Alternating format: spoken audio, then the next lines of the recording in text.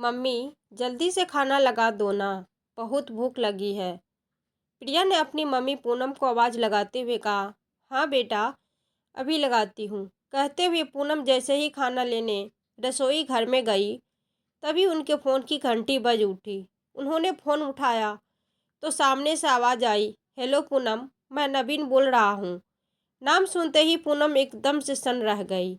एक पल के लिए उसे कुछ समझ नहीं आया। फिर थोड़ी हिम्मत करते हुए बोली, नवीन, इंडिया से आए हुए मुझे 6 साल हो गए हैं।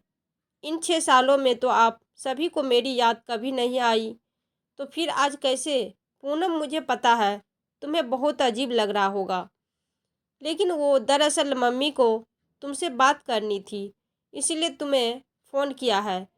पूनम के भाई नवीन ने अपनी सफाई देते हुए कहा। तो पूनम बोली, अच्छा ठीक है नवीन, हम लोग अभी खाना खा रहे हैं, मैं थोड़ी देर बाद फ़ोन करती हूँ। इतना कहकर पूनम ने फ़ोन काट दिया और चुपचाप खाने की टेबल पर आकर बैठ गई।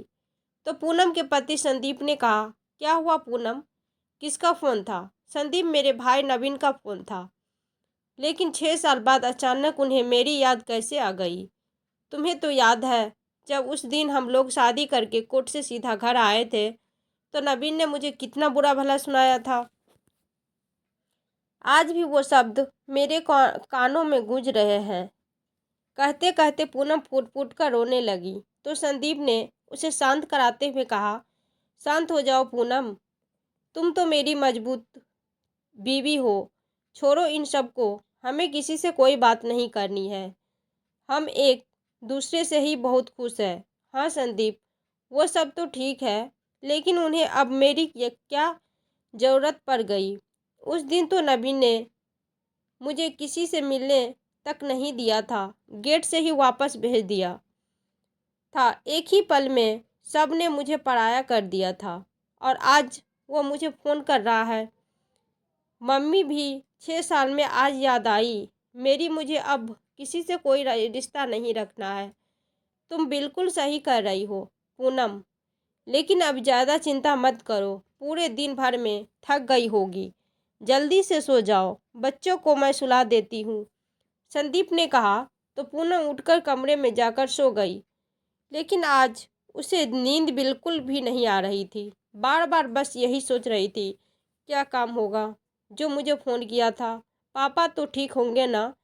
नवीन से तो बात करने का मन ही नहीं करता, लेकिन पता नहीं मम्मी को क्या बात करनी मुझसे। इसी सोच विचार में पड़ी पूनम को सुबह के 4 बज गए, तो ज़बरदस्ती आंखें बंद करके सो गई। सुबह 6 बजे जब अलार्म बजी तो उसकी आंखें खुली, लेकिन सर भारी लगने के कारण वापस सो गई। तभी संदीप ने कहा, क्या हुआ पूनम, आज ऑफिस नहीं जाना है क्या?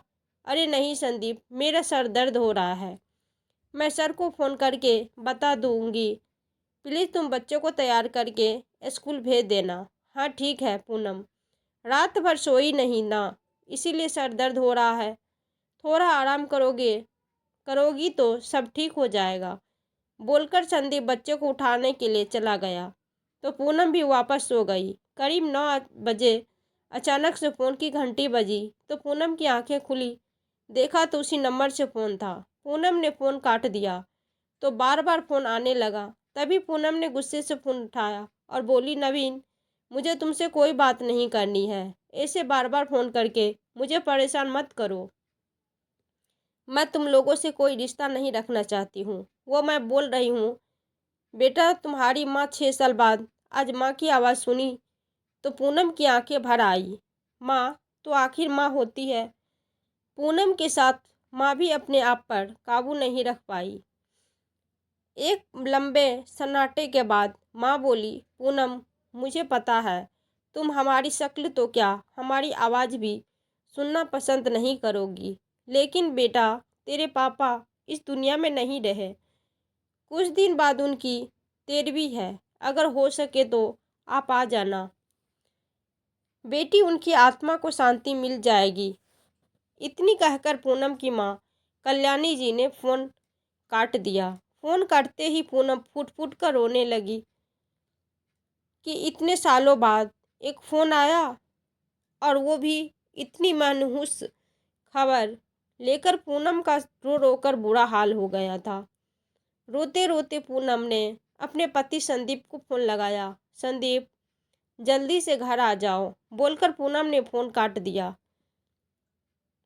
तो संदीप घबरा गया कि आखिर पूनम रो क्यों रही है। कुछ समय बाद वह घर पहुंचा तो पूनम दीवार के सहारे बैठी बैठी रो रही थी।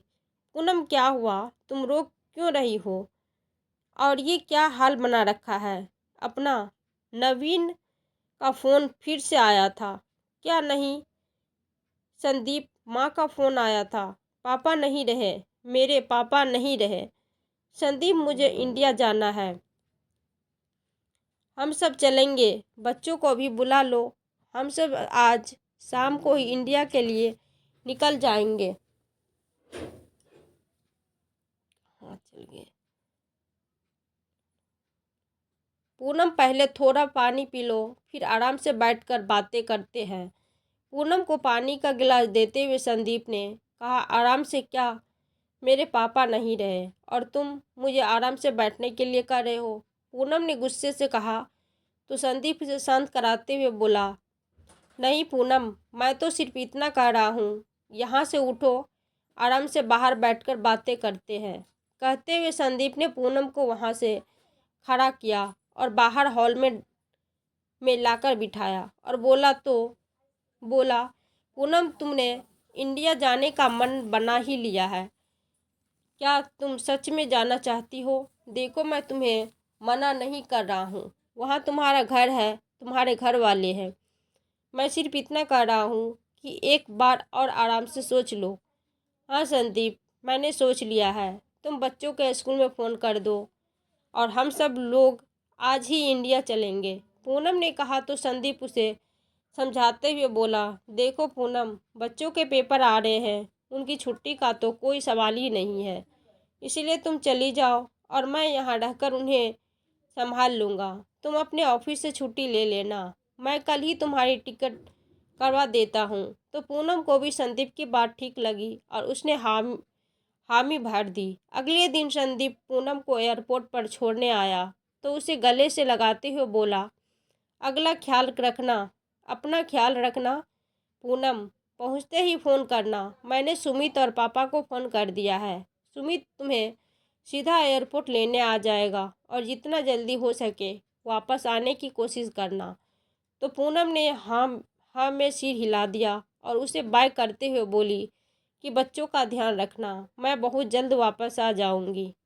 पूनम का आज का सफ़र मानो कट ही नहीं रहा था। पापा के साथ बिताई अपने बचपन के बातों को याद करके पूनम की आंखें नम हो गई। कैसे बचपन में पापा उसकी हर जिद पूरी करते थे, नवीन से ज़्यादा उसकी हर ख्वाहिश को पहले पूरा करते थे। आज पूनम के दिमाग में सिर्फ और सिर्फ माँ, पापा और नवीन ही घूम रहे थे। यात्रीगण कृपया ध्यान दें, अब कुछ समय में हम लोग मुंबई पहुंचने वाले हैं। कृपया करके अपनी कुर्सी की पेटी बांध लीजिए। इस आवाज़ से अचानक पूनम की तंद्रा भंग हुई। उसकी आंखों में मानो एक चमक सी आ गई और आए भी क्यों ना, आखिर 6 साल बाद इंडिया वापस आई थी। मुंबई पहुंचते ही पूनम को उसका देवर सुमित मिल गया। भाभी, चलो गाड़ी में बैठो, घर चलते हैं। गाड़ी में बैठकर पूनम ने सुमित से कहा, सुमित तुम प्लीज़ अपने भैया को मत बताना, मुझे पहले मेरे मायके छोड़ दो, मैं शाम को आ जाऊंगी।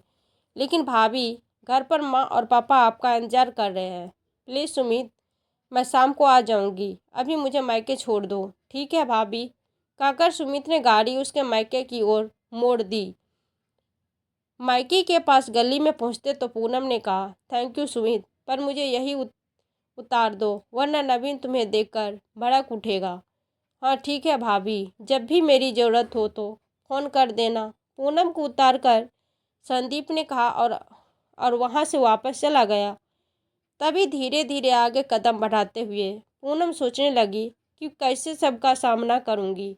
सब लोग न जाने मुझसे कैसे कैसे सवाल करेंगे। सोचते हुए पूनम जैसे ही घर के पास पहुंची तो अंदर से आती हुई आवाज़ों से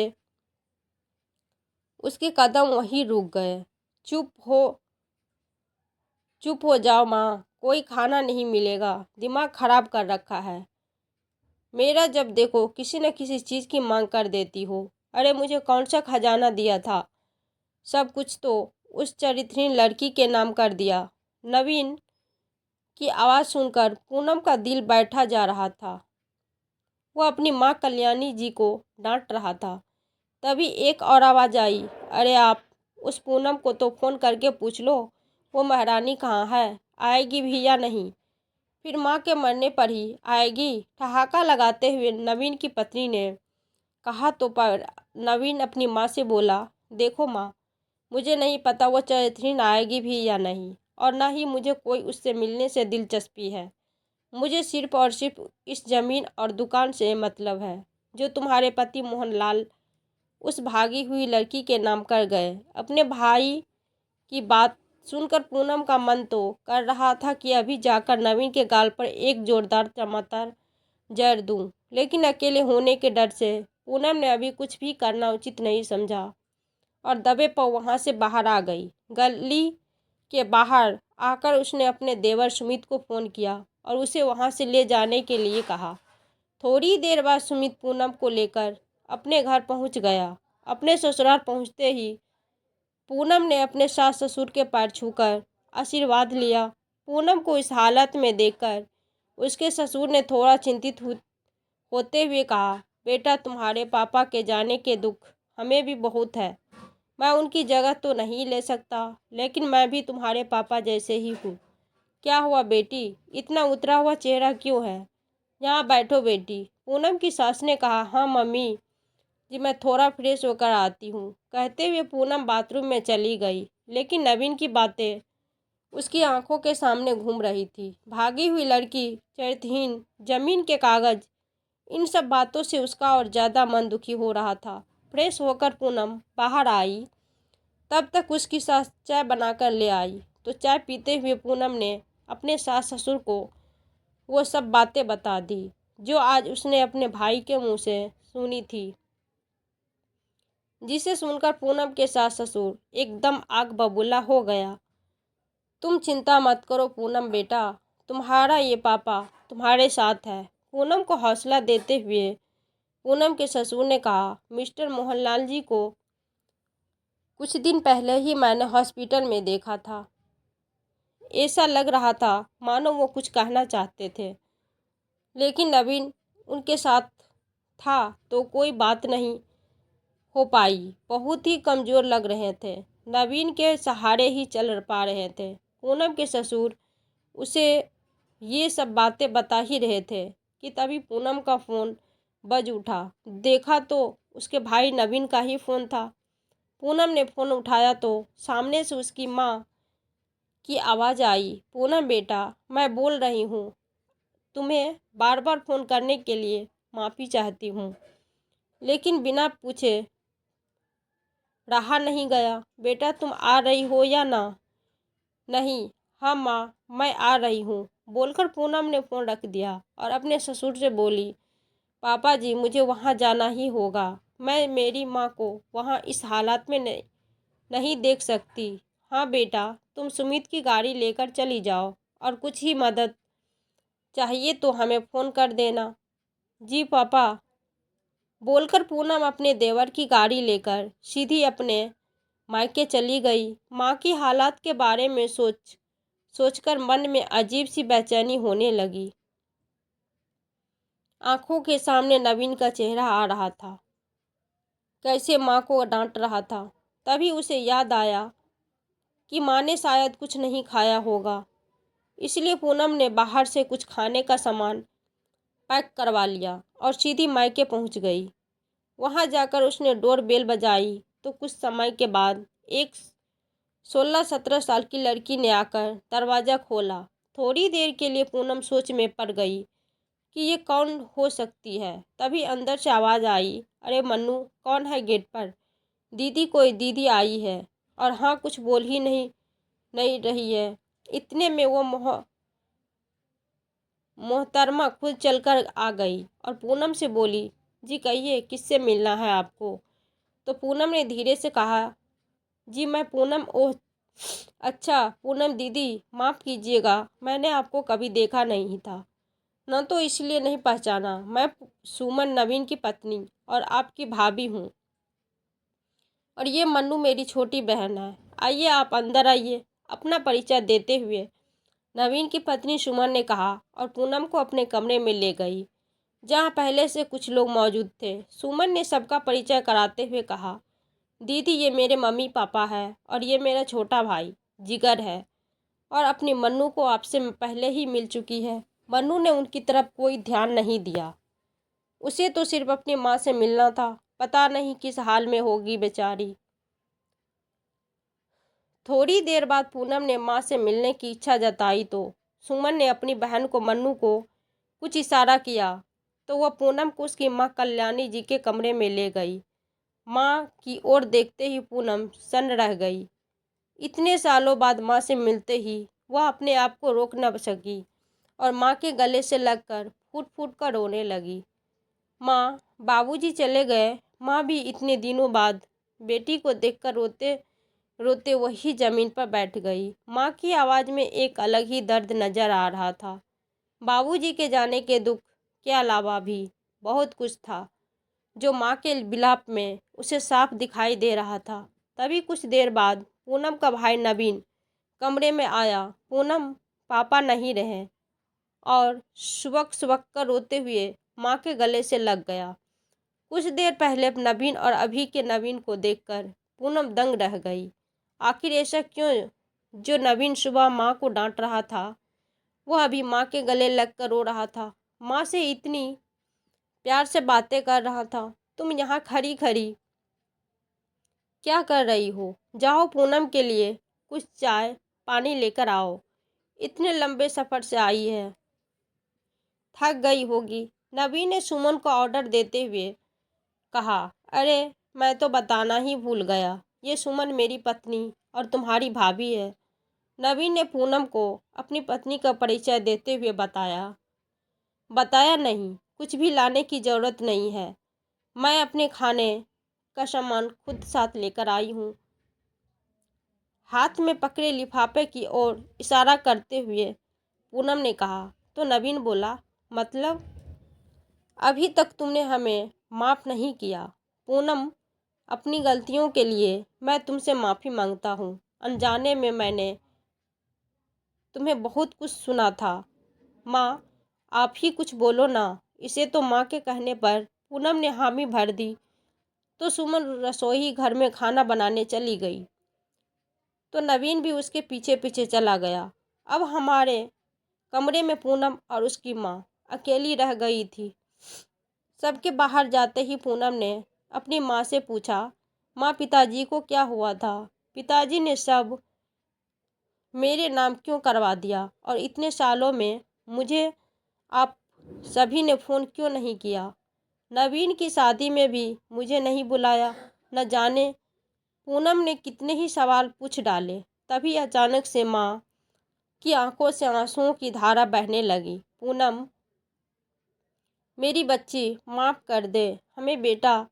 तेरे बाबूजी चले गए, अब कौन सहारा होगा? मेरा बेटा, ये 2 टुकड़े ज़मीन हमारा घर खा गए। बेटी, इन टुकड़ों ने सब कुछ खत्म कर दिया।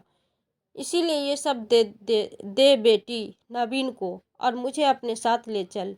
बेटी, माँ ने अपने अंदर का दर्द बयां करते हुए कहा। तो पूनम ने माँ के आंसू पोंछते हुए बोली, माँ चिंता मत करो, अब मैं आ गई हूँ ना। और सुबह जिस तरह से नवीन आपसे बातें कर रहा था, मैंने सब सुन ली थी। बताते हुए पूनम दुखी हो गई। तभी कल्याणी जी ने कहा कि बेटी, तुम्हारी शादी के बाद जब उसने तुम्हें बाहर से भेज दिया था, उस दिन घर में तुम्हारे पिताजी और नवीन के बीच बहुत झगड़ा हुआ। तुम्हारे पिताजी इस रिश्ते के खिलाफ नहीं थे, वो तुम्हें वापस बुलाना चाहते थे। उन्होंने नवीन को बहुत समझाया कि मेरी बेटी ने अपनी पूरी पढ़ाई करके नौकरी लगने के बाद शादी की है, और अपनी पसंद से शादी करना कोई गलत काम नहीं है। जब तुमने उसकी बात नहीं मानी, तब उसने कोर्ट मैरिज की, वरना उसने तो हमें बताया था। इसमें उसकी कोई गलती नहीं। तो नवीन ने तुम्हारे पिताजी को डांटते हुए कहा, अगर इस घर में रहना है तो उस चरित्रहीन लड़की से तुम्हारा कोई रिश्ता नहीं है, वरना तुम दोनों को भी अभी के अभी घर से निकाल दूंगा। तो तुम्हारे पिताजी भी चुप रह गए। उसके बाद कुछ दिन तो सब ठीक ठाक रहा था, लेकिन एक दिन तुम्हारे पिताजी ने तुम्हारी एफडी की बात घर में चलाई तो नवीन सीधा तुम्हारे पिताजी से झगड़ा करने लगा। वो एफडी के पैसे अपने अकाउंट में चाहता था और पापा तुम्हारे लिए रखना चाहते थे। कई दिनों तक इस बात पर दोनों में कहा सुनी हुई और आखिर में तुम्हारे पिताजी ने तुम्हारे नाम पर एक दुकान खरीद ली। मैंने भी उन्हें बहुत समझाया कि पूनम अपने घर में खुश है, कुछ करना है तो नवीन के नाम कर दीजिए। तो उन्होंने कहा कि ये घर और एक फ्लाइट अभी तो मेरे नाम पर है, लेकिन मेरे मरने के बाद जो ये बेटे को ही जाएगा। नियति पूनम बेटी, नियति बहुत बड़ी चीज़ होती है। नवीन के की नीयत में खोट भरा था। उस दिन उसने तुम्हारे पिताजी पर हाथ उठा दिया। उस दिन से तुम्हारे पिताजी कभी ठीक ही नहीं हुए। कभी कुछ तो कभी कुछ बीमारी ने उन्हें घेर घेर लिया था। लेकिन फिर एक दिन सुमन को लेकर नवीन ने शादी की बात छेड़ी तो तुम्हारे पिताजी ने कहीं कहीं से पता लगाया तो सुमन और उसके घर वालों के बारे में किसी ने अच्छी राय नहीं दी। ये लोग सिर्फ ज़मीन जायदाद देकर ही हमारे साथ रिश्ता जोड़ना चाहते थे और सुमन का चाल चलन भी कुछ ठीक नहीं था। जब तुम्हारे पिताजी ने ये सब बातें उससे कही तो वो कुछ भी मानने को तैयार नहीं था। तो तुम्हारे पिताजी ने कहा कि जब पूनम ने लव मैरिज की थी तब लोग इलाज बीच में आ गई और आज नहीं आएगी क्या। तो नवीन सुमन के प्यार में अंधा हो चुका था। उसके खिलाफ एक भी शब्द सुनना उसे पसंद नहीं था। इसलिए एक दिन फिर उसने तुम्हारे पिताजी पर हाथ उठा दिया। रोते रोते कल्याणी जी ने अपनी बेटी को सारी बातें बता दी। पूनम के मन में कितना कुछ चल रहा था, अपने आप को कितना असहाय महसूस कर रही थी। एक पिता पर हाथ उठाना कहाँ का धर्म है। मेरी शादी में इतनी प्रॉब्लम थी और खुद ने क्या किया। आज उसे नवीन पर बहुत गुस्सा आ रहा था। माँ, मैंने दोनों का मुंह तोड़ दूंगी अगर अब हम मेरे सामने अच्छा बनने का नाटक किया तो।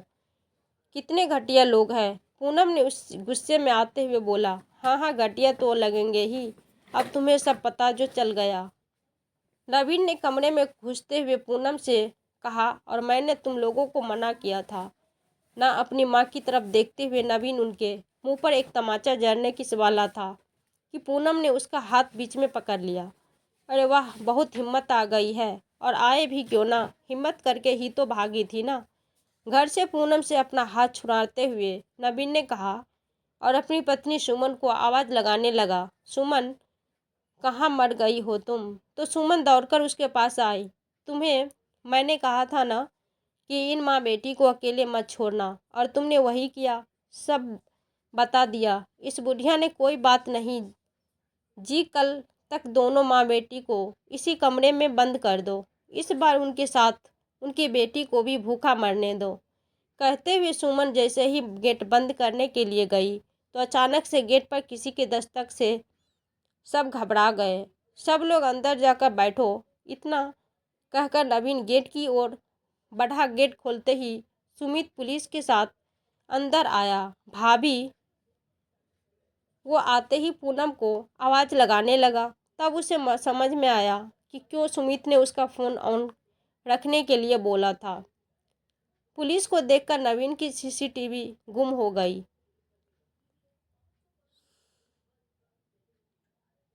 सिट्टी बिट्टी गुम हो गई। ये अचानक से उसके साथ क्या हो गया। पूनम कमरे से बाहर आकर पुलिस से बोली, हाँ इंस्पेक्टर साहब, आज जो सब ठीक है, शायद कल आपकी ज़रूरत होगी। पूनम ने नवीन को चेतावनी देते हुए कहा और अपनी माँ से बोली, माँ आप भी मेरे साथ चलिए। अरे नहीं बेटी, मैं क्या करूँगी, कल तुम सुबह आ जाना, नवीन से डरते हुए माँ ने कहा। तो पूनम माँ के कमरे से अपना पर्स लेने अंदर गई। तभी पीछे पीछे कल्याणी जी भी कमरे में आकर पूनम को एक लेटर देते हुए बोली,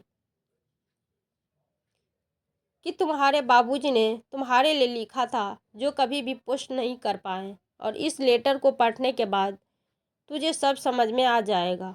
पूनम ने चुपचाप वो लेटर अपने बैग में रख लिया। माँ, अपना ध्यान रखना, मैं सुबह सबके साथ आऊँगी और इस सारे मामले को सुलझा दूँगी।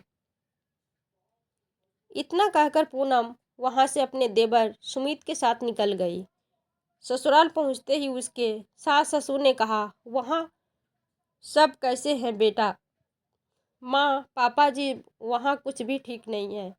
नवीन के सर पर जमीन का भूत सवार चढ़ा है। अगर आज सही समय पर सुमित नहीं आया होता तो उसने मुझे और माँ को कमरे में बंद कर देना चाहता था। बताते हुए पूनम कपकपाने लगी तो पूनम के ससुर उसे समझाते हुए बोले, बेटा तुम जाकर आराम करो, मैंने मिस्टर वर्मा को बुलाया है, वो हमारे फैमिली वकील है, तुम्हें जो भी फैसला लेना है सोच समझ कर लेना।